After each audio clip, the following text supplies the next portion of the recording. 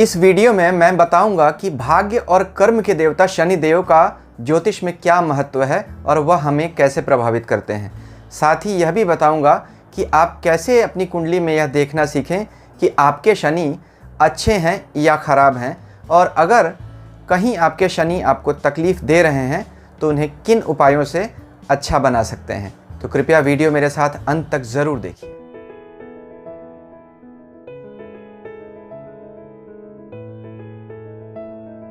ओम नमः शिवाय। मैं अंशुमान अपने चैनल में आप सभी मित्रों का स्वागत करता हूं। कृपया हमारे चैनल को सब्सक्राइब कीजिए और सब्सक्रिप्शन बटन के साथ लगी घंटी को ज़रूर दबा दीजिए। शनि के बारे में किसने नहीं सुना है, चाहे कोई पढ़ा लिखा व्यक्ति हो या अनपढ़ हो, सभी ने शनि देव का नाम तो ज़रूर सुना है। शनि की साढ़े साती, शनि की ढैया, गोचर, शनि की महादशा कौन नहीं जानता है और कौन नहीं डरता भी है शनि देव से। शनि देव क्या सिर्फ डराने के लिए ही हैं? नहीं, शनि अगर अच्छे हों तो आपको दुनिया में बहुत ऊंचाइयों तक ले जा सकते हैं। वस्तुतः अगर देखा जाए तो बिज़नेस से लेकर जॉब से लेकर पॉलिटिक्स तक अगर कोई दुनिया में बहुत ऊंचा पहुंच सका है तो सिर्फ शनि की वजह से ही। अगर कुंडली में शनि अच्छा नहीं हो तो बाकी ग्रह चाहे कितने भी अच्छे हों, व्यक्ति संघर्ष करता रह जाएगा, ऊंचाइयों तक नहीं पहुंच पाएगा, क्योंकि शनि भाग्य और कर्म के देवता हैं। देखिए, दुनिया की जितनी भी बड़ी कंपनीज़ हैं, चाहे वो एक्सॉन मोबिल हों, चाहे कोई भी बहुत बड़ी बड़ी फार्मास्यूटिकल कंपनीज़ हों, वह सब शनि के डोमेन में ही आती हैं, क्योंकि तेल, दवाई, जितनी चीज़ें हैं वह सब शनि ही कंट्रोल करता है। तो ध्यान रखिए, शनि अच्छा हुए बिना कोई तरक्की की सीढ़ियाँ नहीं चढ़। इस वीडियो को मैं 10 पॉइंट्स के सहारे एक्सप्लेन करूँगा ताकि आप यह समझ जाएं कि आपके शनि कैसे हैं। तो वो पॉइंट्स क्या हैं? पहला पॉइंट, यह देखिए कि शनि क्या हैं। दूसरा पॉइंट, शनि की स्वयं की उच्च की और नीच की राशियाँ क्या हैं और उनका फल क्या है। तीसरा पॉइंट, शनि के 3 नक्षत्र कौन से हैं। चौथा पॉइंट, शनि की महादशा व गोचर का फल क्या होता है। पांचवा पॉइंट, शनि की 3 दृष्टियों के मायने क्या हैं। छठा पॉइंट, शनि का रंग क्या है, वह उसका उपयोग हम कैसे कर सकते हैं। सातवां पॉइंट, शनि किन लोगों को अधिक परेशान करते हैं। आठवां पॉइंट, शनि के अच्छे या बुरे होने के क्या लक्षण हैं। नवां पॉइंट, शनि के धर्म व आध्यात्म से क्या संबंध है। संन्यास योग तक क्रिएट करते हैं शनि, उनके क्या कॉम्बिनेशन होते हैं। और 10वां पॉइंट, अंत में इन सब बातों पर विचार करने के बाद हम देखेंगे कि शनि के क्या अच्छे उपाय होते हैं। तो आइए पॉइंट वाइज शनि देव पर विचार करते हैं। पहला पॉइंट, शनि क्या है। स्कंद पुराण में कहते हैं कि सूर्य के 2 पुत्र हैं, यम और शनि। यम इंसानों की मृत्यु के बाद उनके कर्मों का हिसाब किताब करके उनको फल देते हैं, स्वर्ग या नरक का। वहीं शनि इसी जीवन में हमें अच्छे और बुरे कर्मों का फल देते हैं। यह इस जन्म का भी फल हो सकता है और पिछले जन्मों के कर्मों के भी फल हो सकते हैं। तो इसलिए शनि, जब हम जिंदा हैं तो शनि हमारे लिए बहुत ज़्यादा ही महत्वपूर्ण ग्रह बन जाते हैं। शनि और सूर्य दोनों पिता पुत्र होने के बावजूद भी एक दूसरे से विरोध रखते हैं, क्योंकि सूर्य जहाँ लाइफ है, लाइट हैं, वहीं शनि डार्कनेस हैं और डेथ हैं। तो लाइफ के बाद डेथ नहीं होगा तो नए जीवन की शुरुआत कैसे होगी। उसी तरह अगर सिर्फ हमेशा लाइट रहे और डार्कनेस नहीं हो तो हमें नींद कैसे आएगी। तो शनि को बुरा न समझिए, यह न समझिए कि डेथ और डार्कनेस का प्लैनेट हैं इसलिए बुरे हैं। हाँ, शनि तमोगुणी ज़रूर हैं और सूर्य सतोगुणी ज़रूर हैं, पर तम की भी कभी कभी ज़रूरत होती है। अगर तम की आवश्यकता नहीं होती तो भगवान ने सत्व, रज और तम की त्रिगुणात्मकी सृष्टि क्यों बनाई होती। नींद नहीं आएगी तो हम अगले दिन कैसे फ्रेश होकर उठेंगे। इस बात को समझिए, शनि फाउंडेशन है, शनि आधार है किसी भी चीज़ का। इसीलिए शनि को ज़मीन कहा गया, मिट्टी कहा गया। मिट्टी के नीचे ही तो हम घर की नींव डालते हैं, तो अगर मिट्टी नहीं होगी तो नींव कहाँ जाएगी। इसी तरह शनि को हमारे शरीर में हड्डियों पर अधिकार दिया गया। बताइए हमारा पूरा शरीर किस ढांचे पर खड़ा है? हड्डियों के ढांचे पर ही तो खड़ा है। तो शनि पूरे जीवन का और पूरी दुनिया का, पूरे जगत का फाउंडेशन है। अगर शनि अच्छे नहीं हो तो दूसरे ग्रह फल नहीं दे सकते। यह ठीक उसी तरह है जैसे कोई आदमी कोर्ट में चला जाए और जज उसको सज़ा दे दें। अब उसके पास चाहे कितनी भी धन दौलत सुख सुविधा हो, वह उसका उपयोग नहीं कर सकता, क्योंकि जज ने एक सज़ा देकर उसकी सारी चीज़ों को ओवर रूल कर दिया। अब वो अपनी किसी सुख सुविधा का उपभोग नहीं कर सकता। इसी तरह शनि अगर कुंडली में अच्छे नहीं हो तो बाकी ग्रह अपना फल देने में असमर्थ हो जाते हैं। इस बात को समझिए। इसलिए शनि का रोल हमारी कुंडली में सबसे ज़्यादा महत्वपूर्ण मैं मानता हूँ। वैसे भी यह कर्म के देवता हैं। अगर कर्म ही नहीं होगा तो हम करेंगे क्या? आय पर भी इनका अधिकार दिया गया। आय नहीं होगी तो हम खाएंगे क्या? तभी तो शनि को दुख और दरिद्रता का भी कारण कहा गया, क्योंकि अगर कर्म नहीं होगा तो दरिद्रता तो आएगी ही। आय नहीं होगा, अगर कर्म नहीं होगा तो पैसे कहाँ से आएंगे? इस बात को समझिए।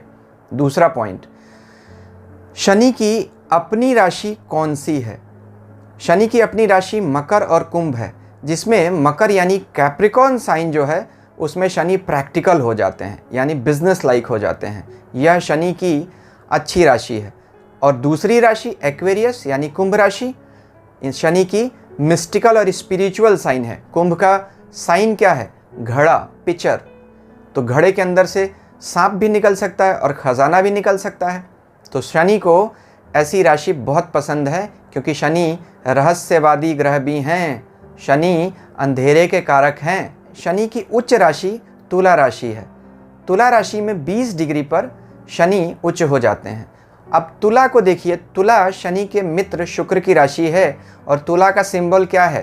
तराजू। तो शनि को क्या कहा गया? न्याय के देवता। न्याय की देवी के हाथ में क्या है? तराजू है। शनि न्याय करते हैं। उसी तरह न्याय की देवी की आंखों पर पट्टी है, यानी शनि अपना और पराया नहीं देखते हैं। वह जिसको पुरस्कार देना हो या जिसको दंड देना हो, बिना भेदभाव शनि न्याय के देवता हैं। अगर आपने जैसे कर्म किए हों वैसा फल देंगे। अच्छे कर्म अगर आपने किए हों तो शनि से आपको डरने की कोई आवश्यकता नहीं है। लेकिन अगर आपने बुरे कर्म किए हैं तो शनि आपको निश्चित रूप से दंड देंगे, उससे भी आप बच नहीं सकते। हाँ, पुराणों में उपाय ज़रूर बताए हैं, ज्योतिष में उपाय ज़रूर बताए हैं। उनको करके, शनि को प्रसन्न करके हम ज़रूर अपने कष्टों को कम कर सकते हैं। देखिए, शनि मेष राशि में नीच के हो जाते हैं। मेष मंगल की राशि है। मंगल गति का ग्रह है और शनि सुस्ती के ग्रह हैं, क्योंकि शनि का नाम क्या है? शनैश्चर। शनैः शनैः चरति सह शनैश्चरः। जो धीरे धीरे चलता है वह शनि है। मंगल सिपाही है, तुरंत गोली चला दो। शनि बोलेगा नहीं, सब कुछ को सोचो विचारो। तो मंगल से शनि की बड़ी दुश्मनी है। इसलिए शनि मेष राशि जो मंगल की राशि है उसमें नीच हो जाते हैं। यहाँ ध्यान दीजिए कि सूर्य मेष राशि में उच्च हो जाते हैं और तुला राशि में नीच हो जाते हैं। तो सूर्य जिन राशियों में उच्च होते हैं शनि वहाँ नीच हो जाते हैं, और सूर्य जिस राशि में नीच होते हैं शनि वहाँ उच्च हो जाते हैं। इससे भी पता चलता है कि सूर्य और शनि डिफरेंट मैंडेट को कैरी करते हैं। यानी सूर्य जहाँ गति है वहीं शनि सुस्ती हैं। शनि सोच विचार कर काम करने को बताते हैं। सूर्य लगातार चलते रहने का नाम है। Sun is ego, Saturn hates ego. सूर्य के अंदर अभिमान है, शनि के अंदर अभिमान नहीं है। क्यों? ज्योतिष में सूर्य को राजा कहा गया। राजा अभिमानी होगा, राजा में घमंड हो सकता है। शनि नौकर कहा गया, नौकर के अंदर तो अभिमान नहीं हो सकता। इसी कारण कहा गया कि शनि की दृष्टि अधोमुखी है, यानी Saturn has his glances cast downward. Shani ज़मीन की तरफ देखते हैं, नौकर तो राजा की तरफ आंख उठाकर नहीं देख सकता।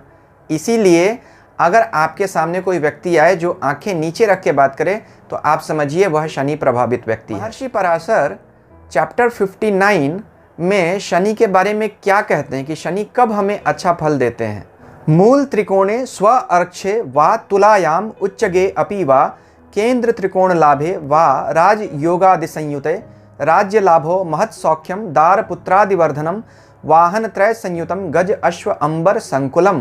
तो महर्षि पराशर कहते हैं कि शनि अगर अपनी स्वयं की राशियों में यानी मकर और कुंभ में हो, और अगर अपनी उच्च राशि यानी तुला राशि में हो, और केंद्र त्रिकोण या लाभ स्थान यानी 11वें भाव में बैठे हों, तो राज्य सुख देते हैं, पत्नी का सुख देते हैं, पुत्र का सुख देते हैं, राज्य द्वारा लाभ कराते हैं, राजा का प्रिय बनाते हैं, वाहन का सुख देते हैं और बहुत सारा धन देते हैं। 9वें भाव में काल पुरुष कुंडली के हिसाब से कौन सी राशि आती है?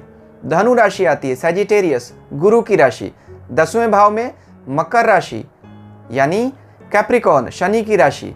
11वें भाव में एक्वेरियस, कुंभ राशि, फिर शनि की राशि। और 12वें भाव में मीन राशि, पाइसेस, यानी गुरु की राशि। तो देखिए कुंडली के अंतिम 4 भावों पर इन्हीं 2 बड़े ग्रहों को अधिकार दे दिया गया। क्या खास बात है? 9वें और 12वें घर के बीच में ही 10वें और 11वें होते हैं, यानी धर्म के 2 घरों के बीच में, 9वां भी धर्म का घर और 12वां भी मोक्ष का घर, और दोनों के मालिक बृहस्पति, उन दोनों घरों के बीच में ही शनि के 2 घरों को रखा गया, 10वें और 11वें घर में। यानी कर्म और आय, 10वें भाव से हम कर्म देखते हैं और 11वें भाव से इनकम देखते हैं, आय। तो धर्म के 2 ग्रहों के बीच में सैंडविच किया गया, बीच में रखा गया कर्म और आय को। यानी आपका धर्म अच्छा होगा तभी आपका कर्म अच्छा होगा, यानी जिसको धर्म के बारे में पता होगा वही कर्म अच्छा कर सकेगा, जिसका कर्म अच्छा होगा उसी की आय अच्छी होगी, और जिसकी आय अच्छी होगी वही अच्छा व्यय कर सकेगा, तभी मोक्ष की प्राप्ति होगी। विंशोत्तरी महादशा सिस्टम में भी देखिए तो गुरु के बाद ही शनि की महादशा आती है। तो कुंडली में भी पहले गुरु के घर आते हैं, फिर शनि के घर। महादशा में भी पहले गुरु की महादशा, फिर शनि की महादशा। ऋषियों ने यह समझा कि कर्म करने से पहले धर्म का ज्ञान होना ज़रूरी है। आप कैसा काम करें जो आपको अच्छा फल दे सके, इस बात की जानकारी के लिए आपको तो धर्म का ज्ञान तो होना चाहिए। तो शनि को समझने के लिए आपको गुरु की भी जानकारी होनी चाहिए। यहीं एक चीज़ और देखिए, अगर शनि आपका स्वयं की राशि या अपनी उच्च की राशि में बैठ जाए केंद्र स्थानों में कहीं, तो शश योग बनाता है। शश योग की बड़ी महिमा कही गई है ऋषियों द्वारा।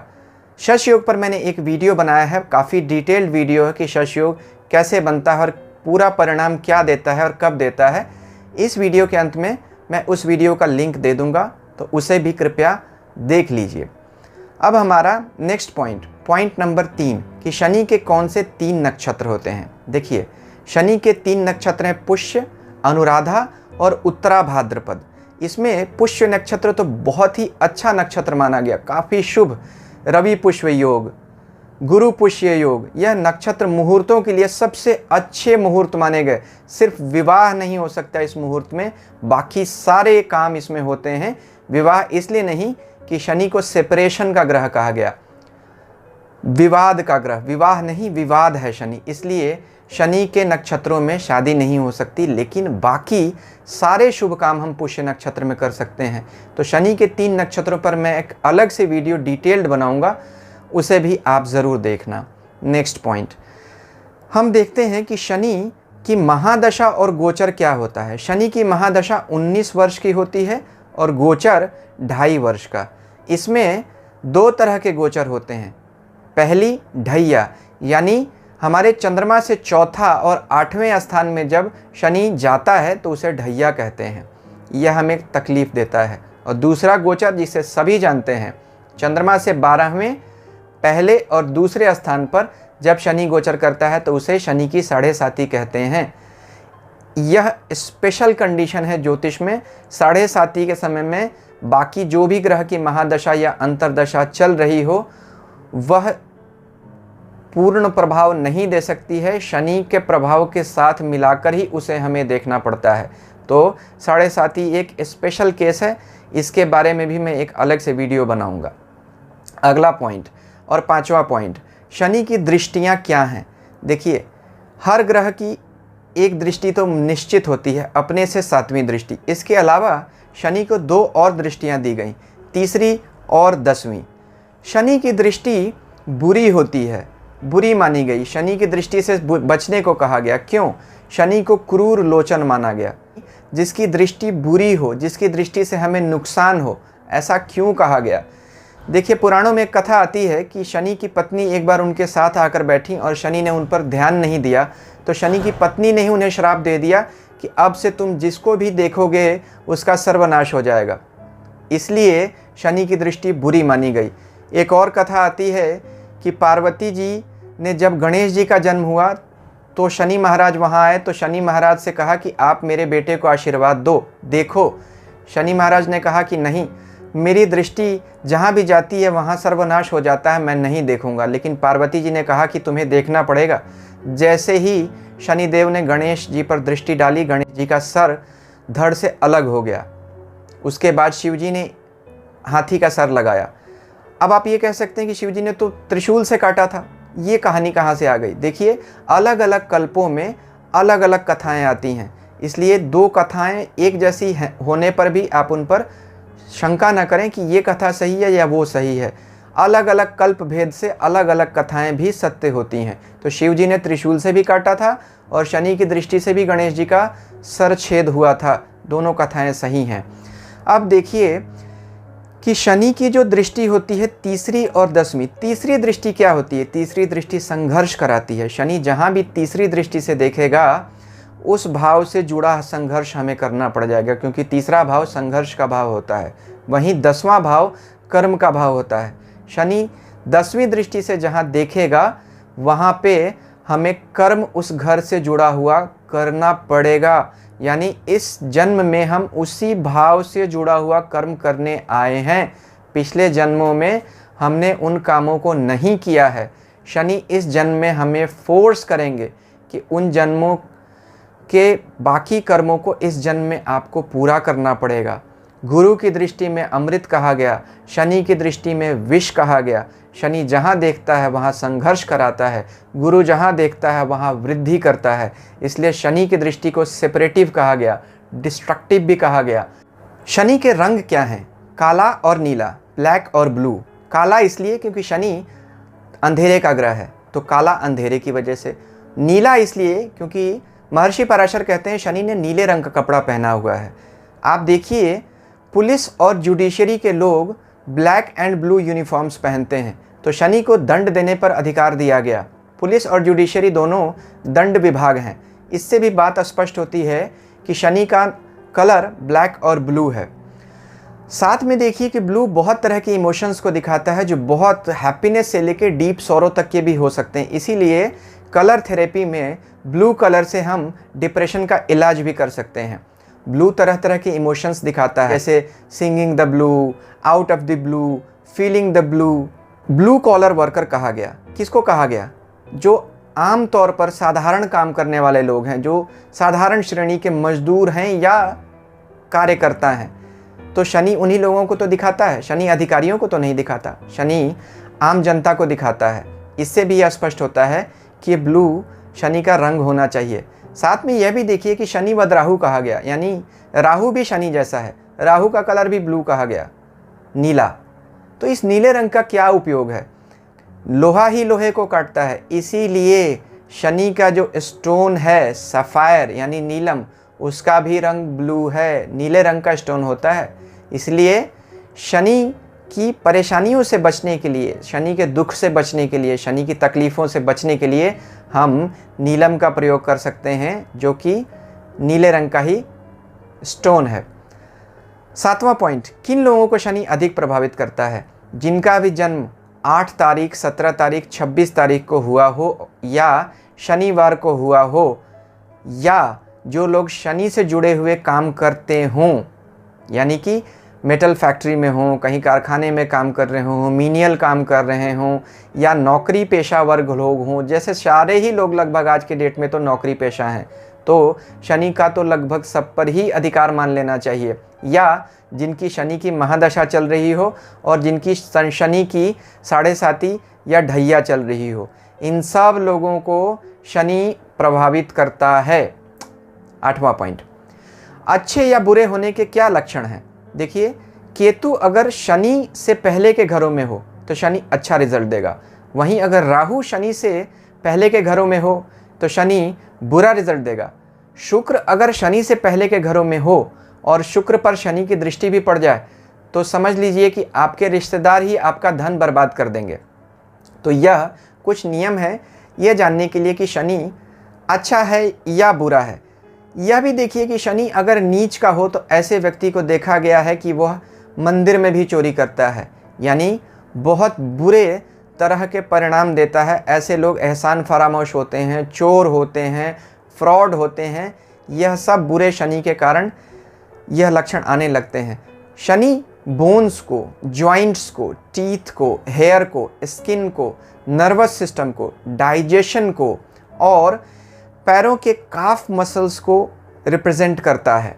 देखिए पूरे पैर पर शनि का अधिकार माना गया, लेकिन ध्यान रखिए जांघों पर यानी थाइज पर गुरु का अधिकार माना गया, जुपिटर का। काफ मसल घुटने से लेकर एड़ी तक का जो हिस्सा है उस पर शनि का ज़्यादा अधिकार माना गया।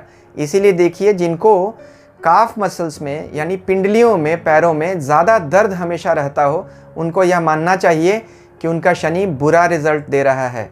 साथ ही साथ शनि को मसल्स पर भी अधिकार दिया गया। पूरे शरीर में अगर आपके दर्द रहता हो तो भी आप समझिए शनि आपका बुरा रिजल्ट दे रहा हो। किडनी स्टोन, हेमोरॉइड्स, बवासीर, जहाँ भी ऑब्स्ट्रक्शन हो रहा हो शरीर में किसी, जैसे मूत्र निकलने में अगर ऑब्स्ट्रक्शन हो रहा हो तो किडनी स्टोन बनता है। तो शनि ऑब्स्ट्रक्शन का कारक है, इसलिए किडनी से स्टोन, बवासीर, यह सब रोग शनि द्वारा ही दिए जाते हैं। शरीर में विष का फैल जाना यानी कि कैंसर का बनना, यह भी शनि का एक प्रभाव होता है। देखिए जब शिवजी ने विष पिया था तो क्या हो गया था, उनके गले का रंग नीलकंठ कहा गया, गला उनका नीला पड़ गया। पॉइजनिंग होती है तो क्या होता है, शरीर नीला हो जाता है। इससे भी समझ में आता है कि शनि का रंग तो नीला ही होना चाहिए। तो आप देखिए जितने तरह के रोग होते हैं जिनसे शरीर में विष फैलता है वह सब शनि के डोमेन में आते हैं। जितने तरह के रोग होते हैं जो बहुत समय तक शरीर में पलते रहते हैं और बहुत दिनों के बाद पकड़ में आते हैं, जैसे कैंसर आदि, किसी तरह का अल्सर आदि, वो सब शनि की वजह से हो। 9वां पॉइंट, धर्म व अध्यात्म में शनि की क्या भूमिका है। आपकी कुंडली में शनि अगर विशेष परिस्थिति में बैठे हों तो आप धर्म में बहुत ज़्यादा रुचि लेंगे, क्योंकि शनि तो एकांतवासी हैं। अगर आप योग में रुचि लेते हैं, अगर आप तपस्या में रुचि लेते हैं, पुराणों के पठन में रुचि लेते हैं, तो आप यह समझ जाइए आपके शनि अच्छे हैं। गुरु अगर धर्म के बाहरी आवरण हैं तो शनि उसकी एकांत प्रियता है, उसका अंदरूनी आवरण है। इसलिए बिना अच्छे शनि के तो कोई भी व्यक्ति तपस्या कर ही नहीं सकता। यह देखिए जो प्रव्रज्या योग कहा गया, संन्यास योग कहा गया, उसमें शनि की भूमिका बहुत महत्वपूर्ण होती है। बिना अच्छे शनि के तो कोई सन्यासी बन ही नहीं सकता। चैप्टर 81 बृहद पराशर होरा शास्त्र में महर्षि पराशर कहते हैं कि अगर 4 प्लैनेट 1 डिग्री के अंदर में आ जाएं और उनका योग बन जाए एक ही राशि के अंदर, तो इसे प्रव्रज्या योग कहा गया, यानी कि संन्यास योग। इसमें देखना पड़ता है कि सबसे महत्वपूर्ण और मजबूत प्लैनेट कौन है। अगर सूर्य सबसे मजबूत हो तो व्यक्ति तपस्वी बनता है, अगर चंद्रमा मजबूत हो तो कापाली बनता है, यानी हाथ में भिक्षा का पात्र लिए हुए भिक्षा मांग के घूमने वाला साधु। अगर मंगल हो तो लाल वस्त्रधारी तपस्वी, अगर बुध हो तो दंडी स्वामी, अगर गुरु हो तो यति, अगर शुक्र हो तो चक्रधारी और अगर शनि हो तो नागा सन्यासी। यहीं महर्षि पराशर ने यह भी कहा कि चंद्रमा के ऊपर अगर शनि की दृष्टि हो और किसी और ग्रह की दृष्टि नहीं हो तब भी मन में संन्यास की भावना आती है। इसे विष योग भी कहा गया। ऐसा व्यक्ति बहुत डिप्रेस्ड रहता है। अगर अच्छा हुआ यह दृष्टि संयोग तो व्यक्ति संन्यास में चला जाएगा, अगर बुरा होगा तो व्यक्ति डिप्रेशन में आ जाएगा और बीमारियों का शिकार हो जाएगा। यही महर्षि पराशर ये भी कहते हैं कि चंद्रमा अगर शनि के ही द्रेष्काण या नौमांश में हो और उस पर शनि की दृष्टि हो तो भी संन्यास योग बनता है।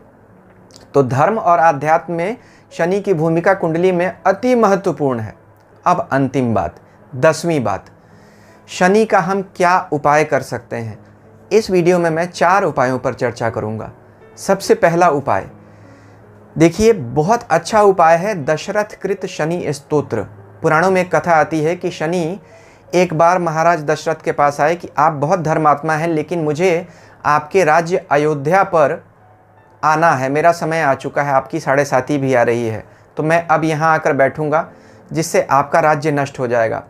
महाराज दशरथ ने कहा कि मैं अपना राज्य नष्ट नहीं होने दूंगा, मुझसे आप युद्ध कीजिए। शनि बहुत प्रसन्न हुए। शनि ने कहा कि मैं आपसे बहुत प्रसन्न हूँ कि मेरे बारे में जानते हुए भी आपने युद्ध करने की इच्छा की, अपनी प्रजा के लिए अपने प्राणों की परवाह नहीं की। जाइए, एक श्रृंगी ऋषि हैं, उन्हें बुला कर लाइए, उन्हें वरदान है, श्रृंगी ऋषि जहाँ बैठेंगे वहाँ कभी भी मेरा प्रकोप नहीं आएगा, ऐसा ब्रह्मा जी का उनको वरदान है। तभी राजा दशरथ श्रृंगी ऋषि को अयोध्या में लेकर आए और अयोध्या में शनि का प्रकोप नहीं हुआ। इसी श्रृंगी ऋषि ने पुत्र कामेष्टि यज्ञ कराया था, जिससे राम जी चारों भाइयों सहित अवतार लिए थे। तो दशरथ कृत शनि स्तोत्र नेट पे मिल जाएगा। दूसरा उपाय, हनुमान जी की पूजा, सभी जानते हैं क्यों, पुराणों में कथा आती है।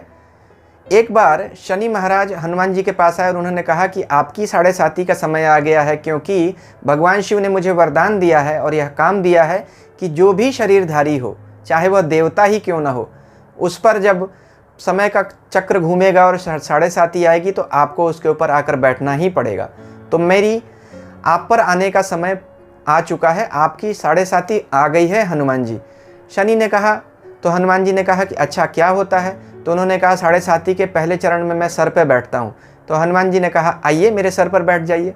शनि जैसे ही सर पर बैठे, हनुमान जी पहाड़ पर अपना सर मारने लगे। अब हनुमान जी का शरीर तो वज्र जैसा है, उनको क्या होने वाला है, लेकिन शनिदेव को बहुत चोट लगी। शनिदेव ने प्रार्थना की, हे हनुमान जी मुझे छोड़ दीजिए, मैं आपके ऊपर से उतर जाऊँगा, मैं आपके ऊपर 7.5 नहीं लाऊँगा, आप तो मेरा ही सर्वनाश कर देंगे। तो हनुमान जी के सर के ऊपर से शनि उतर गए। हनुमान जी ने शनि को शरीर पीड़ा से बचने के लिए तेल लगाने को दिया, जिससे शनि की शरीर की पीड़ा शांत हुई, इसीलिए शनि को तेल चढ़ाते हैं। यह भी कथा आती है कि रावण की कैद से शनि को हनुमान जी ने ही मुक्त किया था और शनि ने रावण पर तीसरी दृष्टि डाल दी थी, जिससे रावण का सर्वनाश हो गया। तब शनि ने प्रसन्न होकर हनुमान जी को कहा था कि हे हनुमान जी, जो आपकी पूजा करेगा, जो आपका भक्त होगा, मैं उसे कभी भी नहीं सताऊंगा। तीसरा उपाय, शनि आलस्य है, तो जो लोग शनि द्वारा प्रभावित होते हैं निगेटिव रूप से, वह आज का काम कल पर टालते रहते हैं और कोई भी काम ठीक से नहीं करते हैं। अगर वाकई आपको अपना शनि सुधारना है तो प्लैनेटरी रेमेडीज़ के साथ पर्सनालिटी रेमेडी भी कीजिए। अपनी पर्सनालिटी में सुधार लाइए, अपने आप में बदलाव लाइए, अपने आप को चुस्त दुरुस्त बनाइए, समय का काम समय पर कीजिए, तो आपका शनि आपसे वैसे ही प्रसन्न हो जाएगा। चौथा उपाय, शनि रुकने का नाम है, गति को रोकता है। देखिए, जिसका शनि चलने लगता है उसके सारे काम रुकने लगते हैं। तो जिनकी ज़िंदगी रुक चुकी है, आप वैसे लोगों की मदद कीजिए, दूसरों की भलाई कीजिए, चैरिटी कीजिए, दान कीजिए। जो लोग कुष्ठ रोग से प्रभावित हैं, जो भिखारी हैं, जो गरीब हैं, जो अपना खर्च तक नहीं चला सकते हैं, आप उन लोगों की मदद कीजिए। शनि दबे कुचले लोगों के कारक हैं। अगर आप दबे कुचले लोगों की मदद करेंगे तो शनि आपसे प्रसन्न होंगे। ईश्वर हम सबका कल्याण करें। शांति ओम।